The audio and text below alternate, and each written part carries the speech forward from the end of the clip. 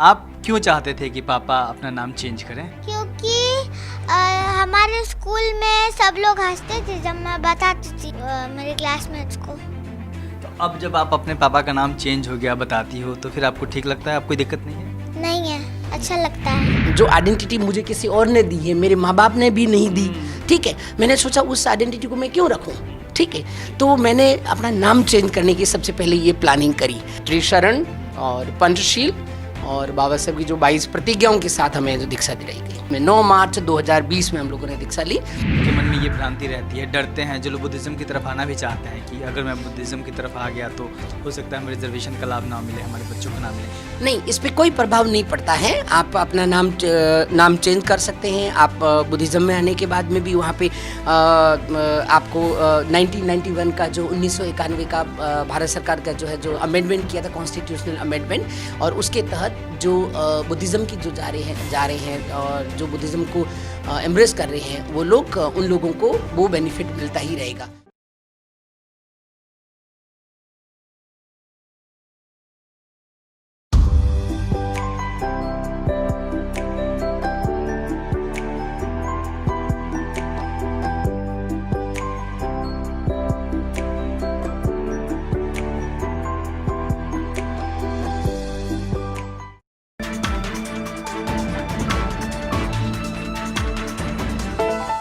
आप चाहे जिस जाति, धर्म, वर्ग में पैदा हुए हों, भारत का संविधान आपको यह सहूलियत देता है कि आप अपने जब आप बड़े होते हैं, जब आप खुद चीज़ों को समझने लायक हो जाते हैं तो आप अपने हिसाब से जाति, धर्म को, व्यक्ति को, समुदाय को चुन सकते हैं। एक बहुत बड़ा तबका है भारत में जो हाशिए पर पड़ा हुआ समाज है, वो लगातार बुद्धिज़्म की तरफ आ रहा है। बाबा साहब डॉक्टर अंबेडकर ने 1956 में यह रास्ता दिखाया था। उसके बाद लगातार तमाम लोग, लाखों लोग, हजारों लोग हर साल बुद्धिज़्म की तरफ आते हैं।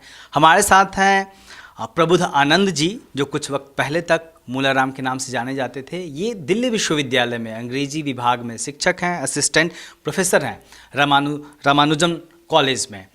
हाल ही में उन्होंने बुद्धिज़्म को अपनाया है। इवन कि ये कहें कि जैसे माना जाता है कि बुद्धिज़्म जो है पहले से ही धर्म रहा है जो वंचित तबका है उसका, फिर उसमें उन्होंने वापसी की है।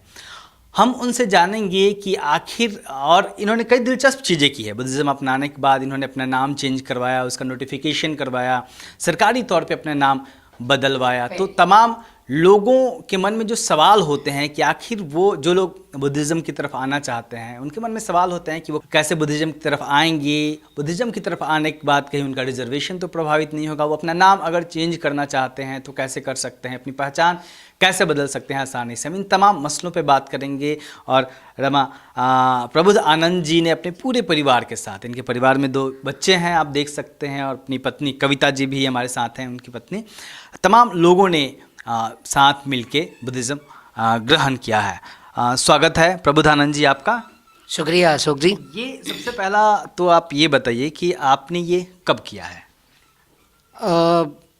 ये पिछले साल, चूँकि ये थोड़ी लंबी कहानी है, लेकिन 9 मार्च 2020 को हम लोग नागपुर गए, और नागपुर से हमने, चूँकि मेरे होम टाउन से ही एक परिवार है जो पहले जा चुका था, तो उनसे मैंने कॉल किया, उनसे मैंने पूरी जानकारी ली वहाँ पे कि भाई ये क्या है, कैसे पे पहुँचा जाता। तो उन्होंने मुझे कुछ कांटेक्ट नंबर दिए मेरे होम टाउन से, उस मित्र ने, और फिर हम लोग ये जो पूरी जो फैमिली है मेरी, हम लोग नागपुर गए, और फिर 9 मार्च को ही वहाँ पे बंते जी को बुलाया गया, और दीक्षा भूमि 2020 में 9 मार्च 2020 में हम लोगों ने दीक्षा ली, और वहीं पे ही दीक्षा भूमि के अंदर ही जो प्रोग्राम हुआ, और फिर वहाँ से हमने जो वो हमें त्रिशरण और पंचशील और बाबा साहब की जो 22 प्रतिज्ञाओं के साथ हमें जो दीक्षा दिलाई गई। कब आपने सोचा कि आपको बुद्धिज़्म की तरफ वापस लौटना है? वजह क्या थी? क्योंकि एक लंबी प्रक्रिया होती है। जब कोई, बाबा साहब ने 20 साल बाद, घोषणा के 20 साल बाद ग्रहण किया था, तो आपने कब सोचा, वजह क्या थी? जी अशोक जी, ये चूँकि मैं पिछले 30 साल से, जब से मुझे समझ आई है, मैं पिछले 30 साल से मतलब क्या है, मैं किसी में भी ये आस्था नहीं रखता था, मतलब तो पूजा पाठ करना, मंदिर जाना, फलाना रखना, वो रखना, कुछ भी नहीं। ये चीज़ जब मैंने सबसे पहले जब डॉक्टर बाबा साहब की जो धनंजय कीर की doctor Ambedkar life and mission जब मैंने पढ़ा, और तब से मुझे ये चीज़ें समझ में आई। अच्छा, फिर मैं स्कूल लाइफ में, कॉलेज लाइफ में हमारे जो सामाजिक जो प्रोग्राम होते रहते थे उसमें जाता, खास करके 14 अप्रैल को बाबा साहब की जयंती पे मौके पे जाता रहता। तो धीरे धीरे मेरी इसमें एक समझ विकसित हुई। जब मैं JNU में आया तो भी लोग मुझे है जो वहाँ से जाने लगे, पूछने लगे कि तुम्हारा क्या नाम है, नाम क्या है। तो मैं उन लोगों को बोलता था मेरा नाम मूला राम है। तो बोलते कि भाई आगे क्या लगाते हो। तो मैंने कहा भाई आगे पीछे से क्या मतलब, आप जाति जानना चाहते हो ना। मैंने कहा मेरा भी सरकारी रिकॉर्ड में तो कोई जाति वाति है नहीं। तो फिर वहाँ से चलो JNU से पढ़ाई वढ़ाई हो गई, जॉब भी मिल गया, सब कुछ हो गया। तो मैं ये सोच रहा था कि मैं कब जाऊँ, एक राइट मोमेंट का इंतज़ार कर रहा था कि वो सही समय आए। उस दौरान हम तो फिर अब मैं पिछले बार जैसे 7 फरवरी को एक मित्र की शादी थी, गंगानगर में गया वहाँ पे। तो वो मेरे मित्र ने कहा कि सर कैसे करेंगे, हम लोग शादी हैं जो ब्राह्मणिकल तौर तरीके से नहीं करेंगे। और तो मैंने कहा कोई बात नहीं, नागपुर से अपने गंगानगर से भंते जी को बुला दिया और फिर उनकी है जो हमने 10 मिनट के अंदर ही वहाँ शादी करवा दी। और उनके जो पेरेंट्स है वो बिल्कुल इलिटरेट, और दोनों भाई हैं DU से PhD करके गया और बंदा। और उसको देख करके मैंने सोचा तो अच्छी बात है यार, आप लोग अपने पेरेंट्स को कन्विंस कर सकते हो। तो फिर मैंने उनको भी कहा कि आप भी है जो ये रास्ता है, मैं आपके जा रहा हूँ, जो बाबा साहब का जो अंतिम जो मार्ग है उस तरफ चलो। तो बोले ठीक है हम सर डेफिनेटली चलेंगे। फिर हम वापस आए यहाँ पे दिल्ली में। वापस आकर के फिर मैंने बच्चों को, खास करके वाइफ को कन्विंस किया, क्योंकि मेरी वाइफ जो है, मेरे father in law additional chief engineer PWD से रिटायर्ड हुए शुरू से। तो उनका जो वो माहौल था वो एक अलग माहौल में रहे वहाँ पे। तो ऑब्वियसली मेरी मदर इन लॉ वो मतलब जॉब करते तो उनमें तो ज़्यादातर टाइम उनका ऑफिस में ही रहता था, फील्ड में ही रहता था। इंजीनियर है आपको पता है। मेरी मदर इन लॉ अनपढ़ ही है। तो फिर वो साथ में जैसे रहते तो क्या है कि मम्मी का, इनका मदर इन लॉ का ये ध्यान बच्चों के ऊपर ज़्यादा, जनरली जो बच्चियों की देखभाल ये देखा जाता है कि सब उनकी जिम्मेदारी होती है माँ की। तो चूंकि वो उस तरह की वहाँ पे शुरू में ही ये जैसे मतलब घंटियाँ वंटियाँ बजाना सुबह शाम वगैरह सब कुछ ये होता था, पूजा पाठ वगैरह वगैरह वो सब उसमें था। तो फिर मुझे काफ़ी, अशोक जी सबसे पहले तो मुझे 10 साल का मैंने टाइम लिया, 10 साल का टाइम लिया कि वाइफ को कन्विंस करने का, उनको तैयार करने का। जबरदस्ती नहीं, मतलब कुछ टाइम में कभी कभार मैं इसको कुछ चीज़ें कड़वी भी बोल देता था, तो थोड़ा ऐसे मतलब नाराज भी हो जाती थी, वो भी हो जाती। तो मैं लॉजिकल सवाल करता था, तर्क सहित सवाल करता था इनसे। तो मुझे 10 साल टाइम लगा। तो मैं ये इस मूवमेंट का तैयार कर रहा था कि नहीं, पार्टनर को, साथी को साथ में लेना ज़रूरी है, परिवार को साथ में लेना ज़रूरी है। तो ये धीरे धीरे कन्विंस हो गई और वो फाइनल वो दिन आ ही गया। हमने 8 तारीख को टिकट बनाई और कि चलो अब नागपुर चलते हैं। 9 मार्च को हम लोग नागपुर गए और फाइनली हमने दीक्षा ग्रहण कर दिया। आप राजस्थान से ताल्लुक़ रखते हैं। राजस्थान एक बहुत ही डोमिनेंट इलाका है जहाँ पे तमाम जातिवाद देखने को मिलता है। आप दोनों राजस्थान से हैं, तो वहाँ पे आपने क्या कुछ अपने अभी तक के वक्त में क्या तकलीफ़ें झेली? उन तकलीफ़ों ने भी आपको हिट किया कि नहीं मुझे अब नहीं रहना है इस व्यवस्था में? जी अशोक जी, मैं मेरा जो होम टाउन है वो बाड़मेर है। वो पाकिस्तान बॉर्डर के एकदम सटा हुआ है और उसका जो 50% से भी ज़्यादा जो एरिया है वो डेजर्ट है वहाँ पे। और हम लोग मतलब क्या बोलते कि वहाँ पे हम स्कूल में जैसे थे, मैं जैसे 5th स्टैंडर्ड में, मैं 9th ईयर्स का था तब स्कूल में वहाँ जब भर्ती हुआ तो हम लोग पैदल जाते थे। तो स्कूल में भी हम लोगों को पानी नहीं पीने दिया जाता था। लाइक हम लोग स्कूल में, मैं टॉपर आता था स्कूल में, मॉनिटर था पूरी स्कूल का 5th स्टैंडर्ड 5वीं तक सरकारी स्कूल में मॉनिटर था। लेकिन फिर भी मेरी हिम्मत नहीं पड़ती थी कि पास में जो घड़ा रखा हुआ है वहाँ इजाज़त नहीं थी खुद पानी पीऊँ। फिर मैं वहाँ से पढ़ करके फिर मैं मेरे गाँव में आया, पड़ोस में, वहाँ पर भी आया। तो वहाँ पर भी हम लोग में मतलब पूरी शिवगढ़ गाँव में मिडिल स्कूल का मॉनिटर था। पढ़ाई में इंटेलिजेंट था लेकिन फिर भी मुझे पानी पीने का हक नहीं था। मुझे हर जहाँ भी मैं जाता था तो लोग मुझे अपमानित करते थे जातिगत शब्दों से। एक बार तो अशोक जी, मैं मतलब क्या है कि मेरे एक राजपूत ने, मैं नाम ले रहे हैं, उसने मेरे बाल काट दिए थे कि ये तुम्हारी ये पहचान है इसके लिए कि तुम उसी जाति के हो, सो इस तरह से। तो ये सारे जो दंश जो है वो पूरे झेलते गए। मतलब वहाँ पे भी इवन मैं स्कूलिंग पूरी करके फिर शहर में आया तो मैं हमारे पड़ोस में जो जहाँ पे मैं रहना चाहता था वो मतलब OBC का ही कम्युनिटी थी वहाँ पे। तो लोग कह रहे हैं कि आप लोग हमारे बच्चे को पढ़ाएंगे लेकिन पानी है जो हम खुद भराएंगे, आप पानी है जो नहीं भर सकते हमारे घड़े से या जो टंकी से पानी की नहीं। तो मैंने कहा नहीं, ये मेरा अपना स्वाभिमान है, मैं आपके यहाँ नहीं रहूँगा। फिर हमारे लोग रहते जहाँ पर अम्बेडकर कॉलोनी में, मैं वहाँ गया और वहाँ जा कर के मैं वहाँ बस गया। वहीं से फिर मैंने 12th किया, ग्रेजुएशन वगैरह वगैरह सारा का सारा। तो शुरू से ही शहर में ही, मतलब ये मैं शहर, मेरा जो कस्बा है वहीं की बात करता हूँ। तो वहाँ किराए पे रूम नहीं मिला मुझे। फिर मैं जाकर के वहीं उसी कॉलोनी में वहाँ रहने लगा और फिर मेरे धीरे धीरे धीरे सब चीज़ें समझ जो इसमें विकसित हुई और फिर मुझे ये एहसास लगा कि नहीं, मुझे इस व्यवस्था में रहना तो नहीं है। तो फिर मैंने फाइनली ये वहाँ से ये चीज़ें हैं जो मेरे में विकसित हुई। और आज भी मैं अभी जाता हूँ, मतलब पहले भी जाता हूँ तो लोग मुझे कहते हैं कि आप भले ही कितने भी पढ़ाई कर लो, कितने भी बड़े पहुँच जाओ, कुछ भी कर लो, ओहदे पे पहुँच जाओ, लेकिन हम आपको हमारे घर में एंट्री नहीं करने देंगे, बर्तन नहीं देंगे। मैंने कहा कि मैं आपके घर आऊँगा ही नहीं, ठीक है ना। तो आप अपने घर रखो। अब मैं घर जाता हूँ, मेरे पड़ोस में सारे के सारे, मतलब ज़्यादातर जो कम्युनिटी के, जो डोमिनेटिंग कम्युनिटी के जो घर है, तो मैं उनके घर तक ही नहीं जाता हूँ, क्योंकि मेरा अपना आत्मसम्मान है, स्वाभिमान है। मैं किसी के भी घर चला जाता हूँ, राइट, लेकिन जहाँ पे मेरा आत्मसम्मान जो बना रहे, इज्जत मेरी जो बनी रहे, अदरवाइज मैं किसी के घर नहीं जाता हूँ। कविता जी, आप ये बताइए, आप लोगों की शादी को कितने साल हो गए? हमारी शादी को 12 साल हो गए। 12 साल हो गए। तो इन्होंने कब आपसे कहा कि हमें बुद्धिज़्म की तरफ जाना है, और जब इन्होंने कहा तो आपके मन में क्या चल रहा था? शुरू में तो ऐसा, जब शादी करके आई मैं तो 1 साल तक तो नॉर्मल, जैसे मैं पूजा पाठ घर पे भी करती थी तो वैसे ही चलता रहा। फिर धीरे धीरे इन्होंने, जब मैंने देखा कि ये कुछ नहीं कर रहे हैं, ना किसी चीज़ को मान रहे हैं, तो उसके पीछे कारण क्या था, तो वो सारा सब कुछ बताया मुझे, हर चीज़ समझाई। फिर उसके बाद मुझे भी लगा कि सही है। तो फिर अभी जैसे थोड़ा थोड़ा फिर भी, जैसे करवा चौथ वगैरह जैसे ये भी कर लेती थी। तो फिर एक आदमी उस जिस लोगों के बीच में रहता है वो एक प्रभाव रहता है, आप भी उसका प्रभाव। बिल्कुल प्रभाव, और प्लस जैसे कि जिस तर्क के साथ समझाना सब कुछ, तो सारा सब कुछ सही लगा।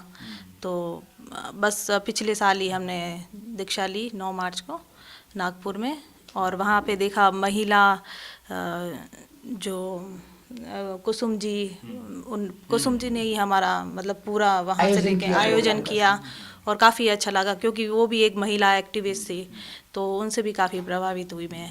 वो कौन सी चीज़ थी, जैसे इन्होंने कहा कि 10 साल वक्त लगा समझाने में, तो धीरे धीरे एक प्रोसेस होता है, फिर फाइनली आपने खुद को कब तैयार कर लिया कि नहीं ठीक है, मतलब कब आप कन्विंस हो गए, किस बात पे कन्विंस हो गई, क्या आपके समझ में आ गया? क्योंकि जो भी आदमी ऐसा सोचता है उसकी फैमिली में सबसे बड़ी दिक्कत होती है कि वो अपनी घर की महिलाओं को कैसे समझाए। जैसे बाबा साहेब की बुक्स वगैरह और गौतम बुद्ध के बारे में बताया, तो उन सबको मतलब एक तरह की समानता की बात होनी चाहिए, वहाँ चलते हैं।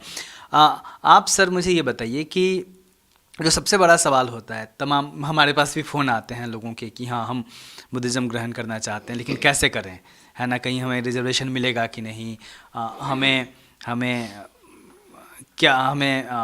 कहीं का सर्टिफिकेट मिलेगा कि नहीं। तो ये जो टेक्निकल चीज़ें होती है जिसकी वजह से तमाम लोग रुके पड़े हैं, तो आपने ये तमाम चीज़ें इन चीज़ों से गुजरे हैं और आपने अपना नाम तक चेंज करवाया, तो कैसे ये प्रोसेस क्या है, किस तरीके से लोगों को करना चाहिए? जैसे एक आम आदमी है और वो चाहता है कि वो बुद्धिज़्म में आए, तो उसको क्या करना चाहिए, आप ये बताएं। सबसे पहले अशोक जी, मैं ये नाम चेंज करने का, चूँकि मेरा जो हम लोग जो बुद्धिज़्म को एम्ब्रेस किए, हमारे नाम ऐसे रखे जाते थे बहुत पहले की जो बहुत रिस्पेक्टिव नाम नहीं होते थे। स्वाभाविक। तो सबसे पहले मुझे ये था कि मैं बुद्धिज़्म में जाऊँ, उससे पहले मैं अपनी इस आइडेंटिटी को नहीं रखना चाहता हूँ, जो आइडेंटिटी मुझे किसी और ने दी है, मेरे माँ बाप ने भी नहीं दी, ठीक है। मैंने सोचा उस आइडेंटिटी को मैं क्यों रखूँ, ठीक है। तो मैंने अपना नाम चेंज करने की सबसे पहले ये प्लानिंग करी। ये अशोक जी 2019 की शुरू की बात है। मेरी बच्ची ने मुझे इंस्पायर किया। ये बच्ची 1st स्टैंडर्ड में थी पिछले साल। इसका नाम अभिलाषा आनंद है। तो पहले भी मुझे हर बार पूछते थे कि नाम क्या है। इवन मैं जब JNU में था तो पढ़ाई कर रहा था, तो मेरे कलीग है, क्लासमेट है, वो लोग भी मुझे पूछते थे कि, क्योंकि मैं थोड़ा क्रिटिकल था चीज़ों को लेकर के। पहली बार जब मैं MPhil में था JNU में, तो मैंने कांचा एलिया का why am not a Hindu, मैं हिंदू क्यों नहीं हूँ, उसका एक क्रिटिकल असेसमेंट मैंने किया था पेपर। तो जो उसमें जो मेरा एक जो क्लासमेट था उसने मुझे सवाल किया कि फिर आप हिंदू नहीं हैं तो फिर आप ये नाम क्यों कैरी करते हो, राम आपका इससे क्या लेना देना है। तो मैंने उस दौरान बहस नहीं की, उसे छोड़ दिया, क्योंकि सवाल जायज़ था कहीं ना कहीं, ऑब्वियसली जायज़ था। तो मैंने कहा कि भाई मैंने नहीं किया उसे, चलो ये मेरे दिमाग में ये रहता था कि मुझे नाम चेंज करना। फिर धीरे धीरे काफ़ी पब्लिक कॉम्प्लिकेशंस भी हुए, इतना लंबा भी हुआ, पीएचडी हो गई, सब कुछ हो गया, जॉब करते, तो मैं सोच रहा था कि थोड़ा ये कॉम्प्लिकेटेड चीज़ है, टाइम लगेगा इसमें। मैंने इन सब चीज़ों का एक स्टडी की, प्रॉपर रिसर्च की, आगे करता रहता था सारा सारा, तो काफ़ी मुझे जानकारी हो ही गई। और फिर माइंड में एक बार सोचा था यार इतना बड़ा लंबी मशक्क़त हो गई, कैसे कर पाऊँगा, बच्चों के नाम चेंज करने हैं मुझे, सारा का सारा सर्टिफिकेट दुनिया भर के, बताता हूँ अशोक जी, तो डॉक्यूमेंट में सब कुछ करना पड़ेगा, ये कैसे होगा, क्योंकि ये बच्ची तो मेरी मतलब ये 2013 की है, जोधपुर में हुई थी, तो नाम तो मैंने पहले ही इसका अभिलाषा आनंद ही कर दिया था। अपना नाम as a father as a father मेरा नाम डॉक्टर मूलाराम ही था रिकॉर्ड में, वहाँ पे कैसे चेंज करना ये। अच्छा, चूंकि बच्चे का भी तो नाम यही मैंने निर्वाण आनंद कर दिया। तब तक मैंने ये रिसर्च कर दिया था पूरा, बुद्धिज्म के ऊपर, सबके ऊपर सारा रिसर्च कर दिया था, पढ़ भी लिया था, किताबें काफ़ी पढ़ी मैंने, 5-6 किताबें भी पढ़ी अच्छी तरह से, बुद्धा एंड हिज धम्मा सबसे पहले, उसके बाद में स्कॉलर की खूब किताबें पढ़ी काफ़ी। तो फिर सोचा कि यार अभी नाम मुझे कैसे नाम चेंज करना, चलो बच्चे का हो गया। अच्छा, इन बच्चों का, अशोक जी मेरा नाम चेंज करने से पहले मैंने बच्चों के रिकॉर्ड में, ये बच्ची स्कूल गई तो सबसे पहले रिलीजन का कॉलम पूछा गया वहाँ पे, तो मैंने बुद्धिज्म लिखाया, चूँकि ऑफिशियली मैं एम्ब्रेस नहीं किया था, लेकिन फिर भी मैंने बुद्धिज्म लिखवा दिया। कास्ट का पूछा, मैंने कहा कोई जनरल लिखाई कास्ट, मेरी बच्ची का मैंने कहा कोई कास्ट सर्टिफिकेट नहीं देना, में कोई कास्ट होता है, और मैंने कोई कास्ट सर्टिफिकेट इसका अटैच नहीं किया, तो सिंपली इसका वो हो गया एडमिशन। तो फिर ये पिछले साल फर्स्ट स्टैंडर्ड में थी, तो ये रेसेस का टाइम था इनका, तो जब बच्चे वहाँ जनरली बैठते रहते, आपको पता दिल्ली में तो मेट्रोपॉलिटन सिटी है, बच्चे सवाल पूछे तो इनका एक दूसरे को जानने का, बोले कि परिचय, इनका काइंड ऑफ कॉन्वर्सेशन ये हो गया। तो इस बच्ची को पूछा गया कि आपके पापा का नाम क्या है, तो बाकी सब बच्चों के आपको पता उनके नाम मॉडर्न हैं, वो अलग अलग है, क्योंकि अपने बहुत कम लोग पहुंच पाए। करेक्ट। तो हमारे जो नाम है वो ज़्यादातर डेरोगेटरी है, इंसल्टिंग नाम्स है। अब मेरे उधर राजस्थान में लोगों के नाम है गोबर राम है, उकरडा राम है, ढगला राम है, ये सारे के डेरोगेटरी और इंसल्टिंग टर्म्स है ऐसे।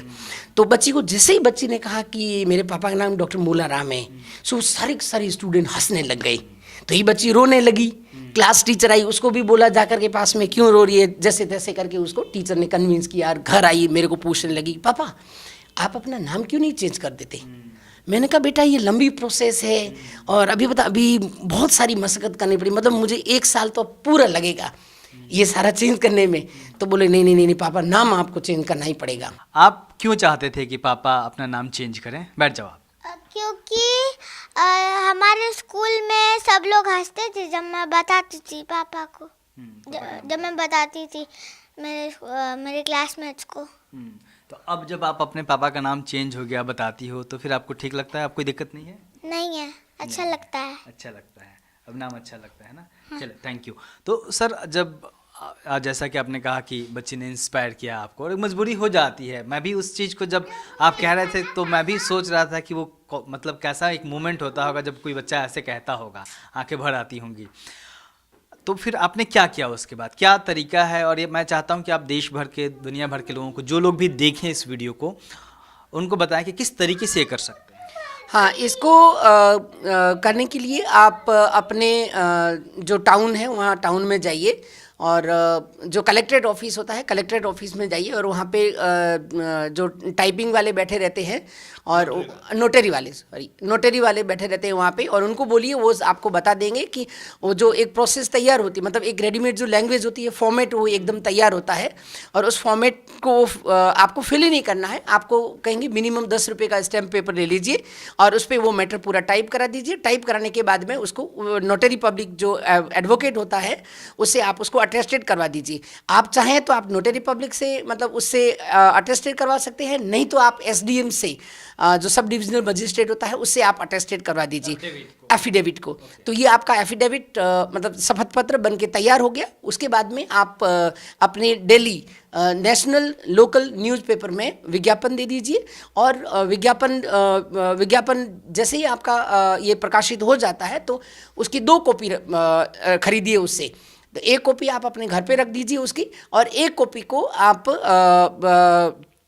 अपने पास रखना है। और फिर उसके बाद में आपको, जैसे ये आपके पास एक एफिडेविट ओरिजिनल हो गया और वो अखबार की कॉपी हो गई, फिर आप भारत सरकार का राजपत्र जो गजट इंडिया, वहाँ उनकी ये पब्लिकेशन डिपार्टमेंट है, प्रकाशन विभाग भारत सरकार, वहाँ पे जाइए और वहाँ पे आपको फॉर्मेट है कुछ नाम चेंज का, कुछ गवाही के तौर पे, विटनेस के तौर पे, तो वो एक फॉर्मेट डाउनलोड कर लीजिए वहाँ से और फिर आप उसको फिल कर दीजिए और आप अपने पड़ोस में मतलब 2 लोगों से गवाही के रूप में, विटनेस के रूप में उनसे सिग्नेचर करवा दीजिए और उनका कॉन्टैक्ट नंबर ले लीजिए। हो गया, ये 3 चीज़ें हो गई। उसके बाद में आपको अपने 2 पासपोर्ट साइज़ के फ़ोटोग्राफ तैयार रखिए। ये होने के बाद में आपको भारत सरकार का जो एक राजकोष है, जो उसमें आप जो मिनिमम जो भी फ़ी होती है नाम चेंज के लिए 1200-1300 रुपये होते, वो दे दीजिए। वो दे करके आप यदि फिजिकल मोड में मतलब आप जाना चाहते हैं तो आप पब्लिकेशन डिपार्टमेंट वहाँ जाइए। चूँकि ये पब्लिकेशन डिपार्टमेंट में कुछ ब्रांचेज भी है कुछ एरियाज में, राजधानी और शायद आप वहाँ पे भी दे सकते हैं। और आप यदि दिल्ली आना चाहते हैं तो वहाँ दिल्ली भी आ सकते हैं। और यदि आप दिल्ली नहीं आना चाहते हैं तो अपने टाउन की पोस्ट ऑफिस में जाइए और वहाँ पे ये फ़ी जमा करके, सारी जो ऑनलाइन फ़ी जमा करके, रसीद वगैरह सब बांध के लिफाफे में डाल के उसको स्पीड पोस्ट करा दीजिए। वो सीधा यहाँ पे पब्लिकेशन डिपार्टमेंट दिल्ली में आ जाएगा और फिर ये उनका जो टाइम पीरियड मतलब उनका एक जो शेड्यूल होता है उस हिसाब से ये लोग पब्लिश करा देंगे। और ये जो आपका जो नाम चेंज का नाम परिवर्तन होता है वो भारत सरकार के राजपत्र पार्ट 4 वीकली, साप्ताहिक, जो महीने में 4 बार प्रकाशित हो जाए हर शनिवार को, तो वो आप जिस दिन प्रकाशित हो जाएगा आप देखते रहिए ऑनलाइन पे। जिस दिन प्रकाशित हो जाता है उस दिन आप इसका जो ई गजेट होता है, ई गजेट को प्रिंट कर दीजिए, जो पहला पेज और दूसरा पेज जिस पे आपका नाम होता है उसको प्रिंट निकाल करके, और फिर आप एप्लीकेशन जहाँ पे भी आपको नाम चेंज कराना है एक एप्लीकेशन लेकर के और ये गजेट की कॉपी लगवा दीजिए, कह रहे भी मेरा नाम मुझे चेंज कराना। आपका हर जहाँ नाम चेंज हो जाएगा, मतलब जहाँ पे भी आप अपना नाम चेंज करवाना चाहते हो जाएगा।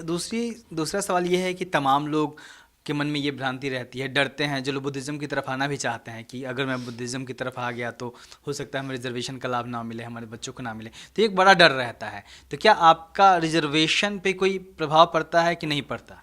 नहीं, इस पे कोई प्रभाव नहीं पड़ता है। आप अपना नाम चेंज कर सकते हैं। आप बुद्धिज़्म में आने के बाद में भी वहाँ पे आपको 1991 का जो 1991 का भारत सरकार का जो है जो अमेंडमेंट किया था, कॉन्स्टिट्यूशनल अमेंडमेंट, और उसके तहत जो बुद्धिज़्म की जो जा रहे हैं और जो बुद्धिज़्म को एम्ब्रेस कर रहे हैं वो लोग, उन लोगों को वो बेनिफिट मिलता ही रहेगा, कोई दिक्कत नहीं है इसमें किसी भी तरह की। और साइड के ऊपर है जो बहुत सारी इस मिनिस्ट्री ऑफ सोशल जस्टिस ने नोटिस भी निकाल रखा है और किसी भी तरह की कोई मतलब उनको रिजर्वेशन पे कोई आपका प्रभाव नहीं पड़ेगा। आप यदि चाहें तो ले सकते हैं और यदि आप न चाहें तो वो आपकी मर्जी। आपको लगता है कि आप आर्थिक रूप से सक्षम हैं तो आपको लेने की कोई ज़रूरत नहीं है। मेरे खुद के केस में है, जैसे मेरी बच्ची का एडमिशन होगा उसके लिए मैंने ना कोई कास्ट सर्टिफिकेट बनाया और न ही मैं मेरे बच्चों के लिए कास्ट सर्टिफिकेट बनाऊंगा। चाहते हैं कि उनको रिजर्वेशन का लाभ मिले वो बुद्धिज़्म में आने के बाद भी आराम से ले सकते हैं, कोई दिक्कत नहीं है।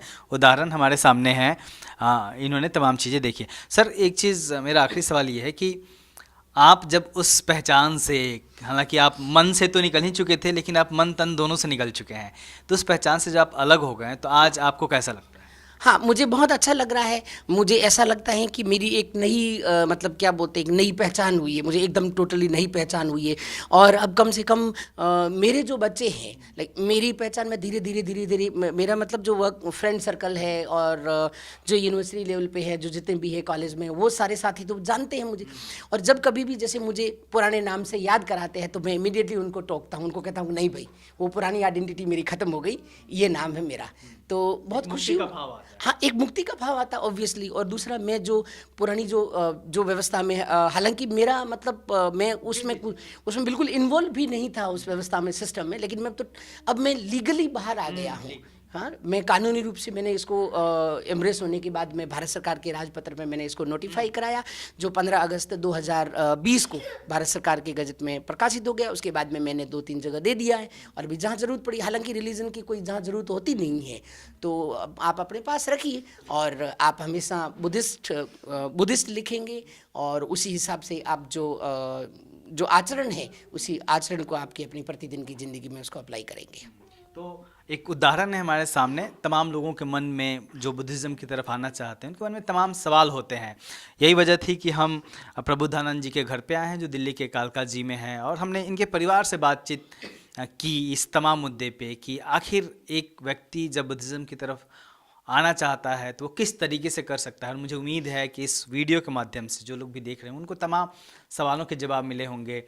और अगर आप सोच रहे हैं कि आपको बुद्धिज़्म की तरफ आना है और इन तमाम वजहों से, रिजर्वेशन के सवाल पे या फिर तमाम डर की वजह से अगर आप नहीं आ रहे हैं, तो बिल्कुल डरने की कोई ज़रूरत नहीं है, जैसा कि प्रबुद्धानंद जी बता रहे हैं, और आप आराम से आ सकते हैं। आप सबका स्वागत है। आप देखते रहिए दलित दस्तक। जय भीम।